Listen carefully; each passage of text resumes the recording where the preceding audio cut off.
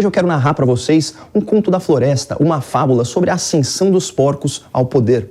Há algum tempo, em um lugar não tão distante, havia uma floresta abençoada e exuberante. Sua fauna era diversa, sua flora incomparável. O seu solo era tão fértil que, em se plantando, tudo dava. Enfim, era uma terra agarrida e gigante pela própria natureza. Ainda assim, a despeito de toda essa riqueza, alguns animais sofriam. Isso porque as melhores árvores estavam todas tomadas pela elite dos pássaros. Empoleradas nos galhos mais altos, essas aves viviam protegidas dos perigos da terra e tinham acesso aos frutos mais saborosos, privilégios que elas raramente compartilhavam com os animais do chão.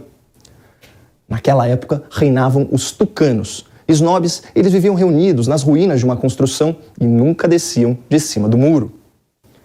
Essa atitude presunçosa de não se misturar com o resto dos bichos gerava certa animosidade entre os animais, mas os tucanos ofereciam uma grande vantagem aos seus súditos. Por voarem mais alto e por enxergarem mais longe, eles podiam alertar toda a floresta quando houvesse perigo.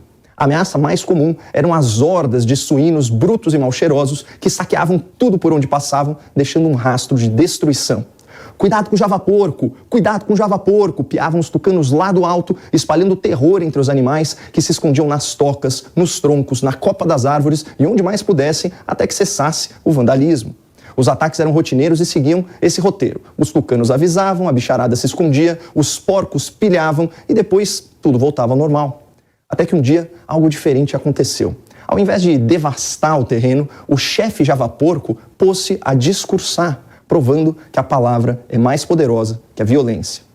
"Companheiros animais, não tenham medo, saiam dos seus esconderijos, olhem para mim, eu sou como vocês, minhas patas são sujas de barro, minhas costas pesam nas caminhadas e a minha boca não alcança o fruto doce nas árvores. Tudo o que desejo é uma floresta mais justa, em que os animais de 4 patas sejam tratados como os animais de 2 asas, esses bicudos aí que nos desprezam, que nos olham de cima para baixo." A estratégia do chefe javaporco funcionou. Os bichos foram se desentocando e se aproximando, até a serpente ficou encantada com a fala sedutora e a voz cavernosa do grande suíno.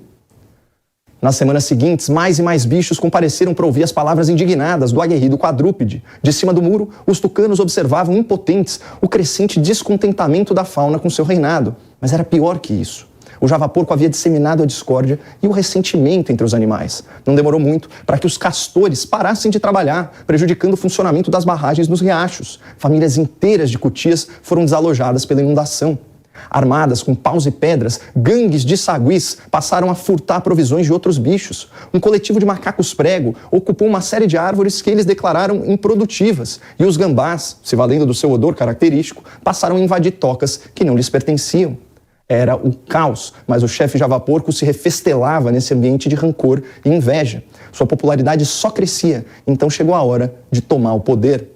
Companheiros animais, a ambição e o egoísmo dos tucanos trouxeram insegurança e desigualdade. São aves preconceituosas que não sabem o que é viver aqui no chão, como nós. Eles querem que vocês tenham medo, mas nós trazemos a esperança de um reinado em que todos os bichos serão iguais. Naquela tarde, os animais votaram e a esperança venceu o medo. Eleito rei da mata, o chefe javaporco anunciou em tom dramático: "Nunca antes na história dessa floresta um quadrúpede governou. Agora, as elites das árvores e as feras da selva terão que compartilhar sua fartura com todas as criaturas da terra, da lama e do lodo."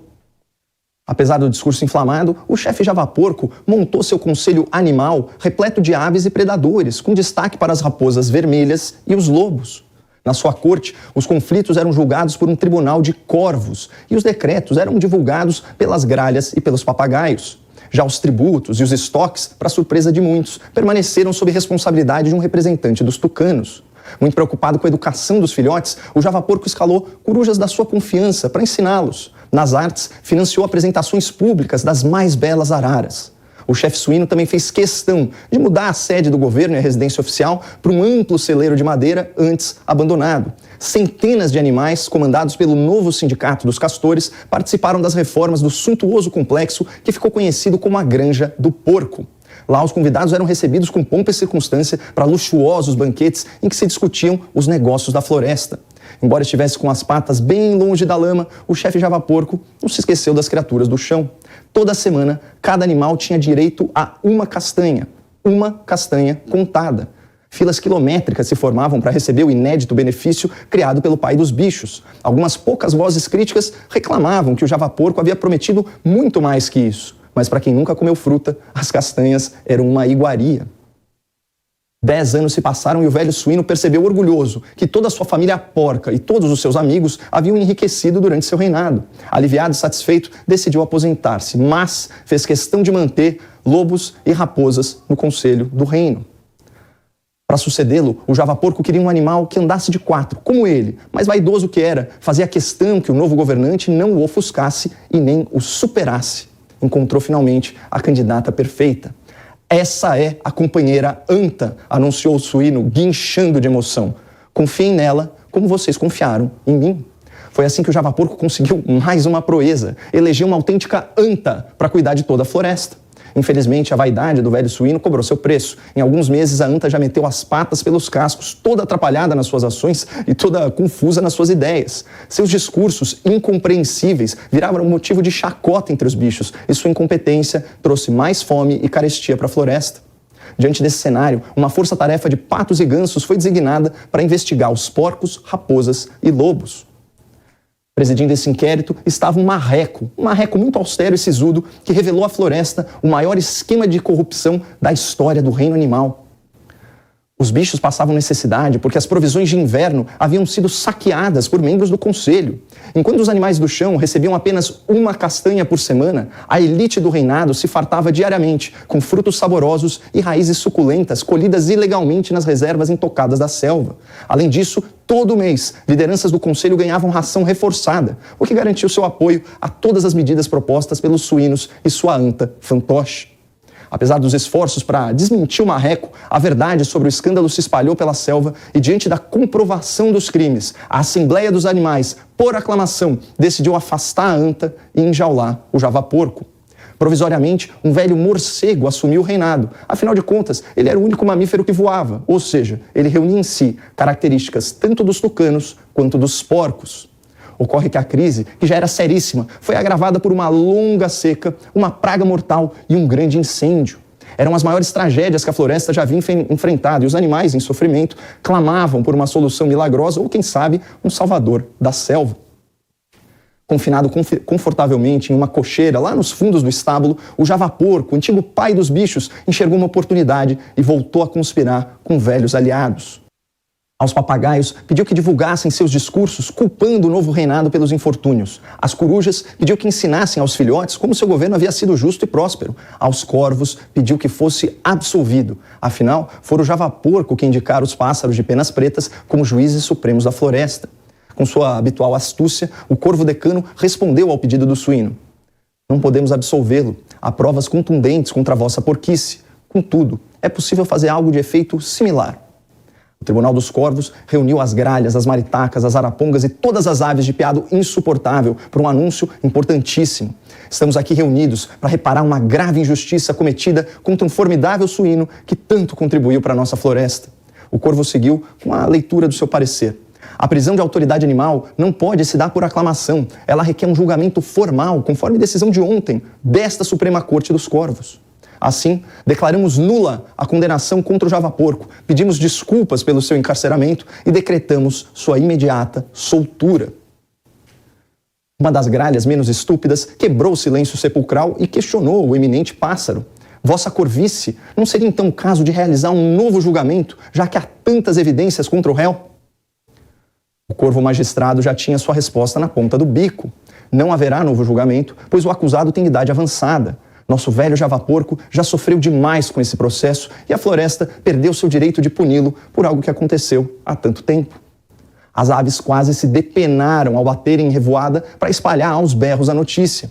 Ao saber da novidade, micos, macacos e guaxinins fizeram o L com a palma das mãos e gritavam na copa das árvores: porco livre, porco livre. Até alguns tucanos mais desavergonhados desceram de cima do muro para rolar na lama junto com os suínos e fizeram isso, mesmo sabendo que o barro misturado com esterco estragaria suas penas para sempre e eles nunca mais conseguiriam voar. Aproveitando esse momento de histeria coletiva, o chefe javaporco convocou uma grande reunião dos bichos para comunicar suas intenções de, mais uma vez, tomar o poder. Mas tão logo ele iniciou o discurso, alegando a própria inocência, uma garça enfurecida irrompeu na clareira a passos largos, assustando a todos. E a garça era um animal diferente. Ela voava, como a elite dos pássaros, e também caminhava no lodo, como os animais do chão. Mas o que realmente impressionava os bichos era outra coisa. Apesar de passar o dia todo andando na sujeira do pântano, suas penas ainda eram brancas e limpas. Após uma pausa dramática, a garça, de asas abertas, gritou a plenos pulmões: "Seu porco larápio! Você nunca foi rei, você não passa de um chefe de bando. Você é um corrompido que se aliou à alcateia que aterroriza os animais de bem. Você defende a invasão de tocas e quer liberar cogumelos tóxicos que deixam nossos filhotes vulneráveis a predadores. Você não é livre, porco, você é um desenjaulado, e eu te desafio a uma votação pelo reino dessa magnífica floresta." As palavras da garça acirraram os ânimos e dividiram os bichos. Sob pretexto de manter a ordem pública, a Corte dos Corvos determinou que a votação fosse realizada só uma semana depois e também proibiu que a garça se referisse ao javaporco como larápio, corrompido, desenjaulado, chefe de bando e aliado de alcateia. Silenciada, a garça foi difamada pelas gralhas e papagaios que espalhavam e repetiam mentiras a seu respeito. E na véspera do seu confronto com o javaporco, a esbelta ave sofreu um atentado contra a sua vida e foi envenenada por uma picada de serpente encantada. A garça sobreviveu, mas perdeu a disputa. Na contagem, realizada cuidadosamente pelo Tribunal dos Corvos, o javaporco venceu por um único voto. Moral da história: animais de bem e defensores da floresta jamais devem subestimar a força das criaturas da lama.